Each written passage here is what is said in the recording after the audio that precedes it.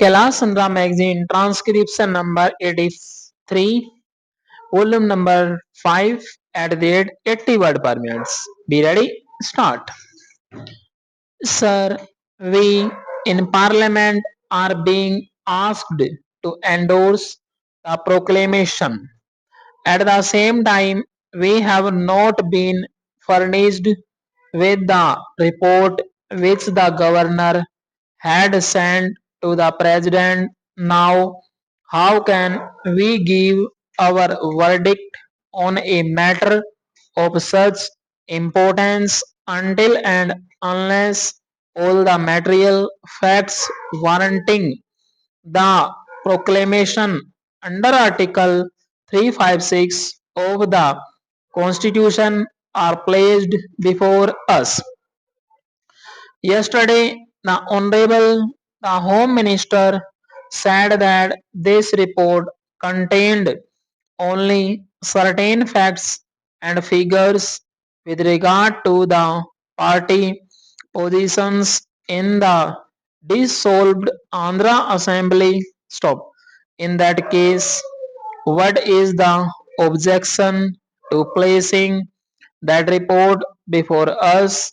It would not give us anything particularly new except certain arrangements of figures made by the governor of Andhra with a view to advising the president as to the course he should take.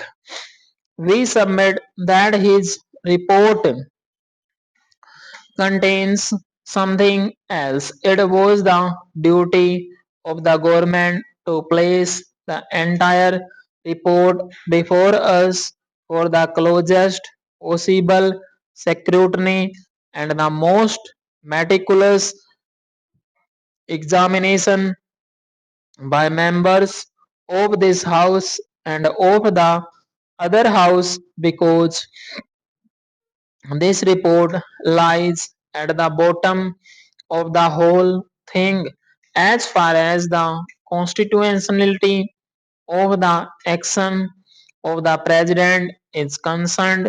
Therefore, I submit that a fiat of the executive is sought to be endorsed by parliament without telling us the grounds on which that fiat had been exercised constitutionally. This is improper.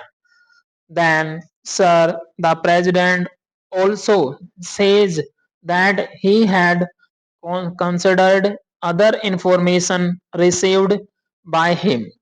We have not been told yet as to what was this other information.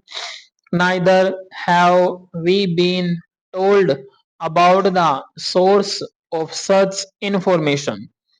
I do not know exactly on what basis the president applied his mind to the subject. We know that we cannot make any reflection on the president. He is in a very wise man and wiser still by virtue of the occupation of the presidency. But I think we can call in question whether his mind had been rightly applied in a matter of such great importance and national concerns. Our contention is that the president has not been in a position to apply his mind fairly and squarely to this subject, because the report which had been submitted to him had been perverse, distorted, and false. Our contention also is that the other reports which had been submitted to him are not fully objective and truthful. This we are in a position to say all the more because if the case or the government was so foolproof, Dr. Katju would have been the last person to withhold his report from us. I think that something is wrong in the reports, and maybe the members of this house, having looked at the reports, would have discovered certain facts which do not go to justify the case that the government has sought to make out in support of the proclamation. Apprehending such a possibility, I think Dr. Katju has thought it wise to withhold this report from the House. Having done it, he asks us to endorse almost blindfold a measure which is described as undemocratic even by certain members of the Congress party. Many constitutional points have been touched. It has been sought to be made out in this House that this is the best democratic step that the government could take. We say this is not at all a democratic step which has been taken. We are supposed to have a parliamentary system. We must have our own conventions. We have got our own constitution, but we are told time and again in this house and in the other house that there are the British Constitution and their parliamentary practice, which one should imitate.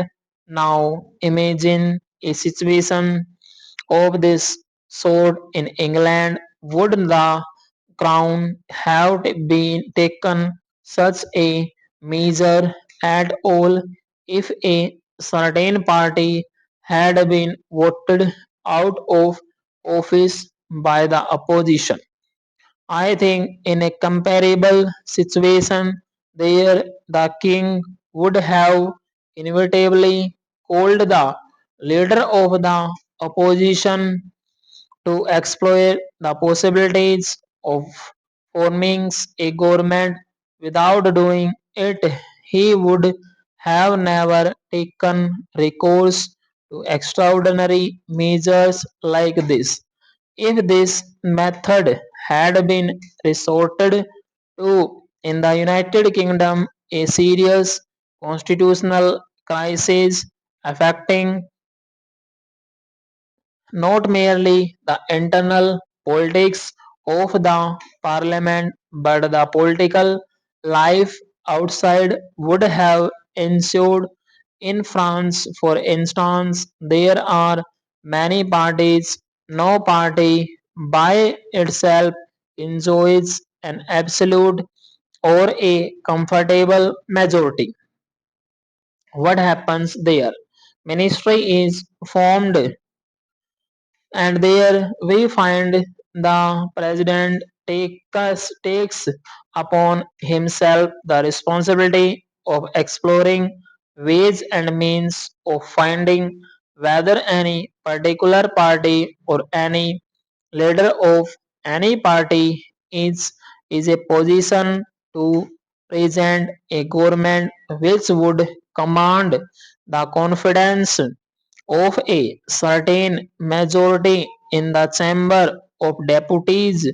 Without resorting to that objective test, he does not take recourse to extraordinary measures. In the present case, I say this objective test has not been at all applied. One may or may not have certain feelings. Stop.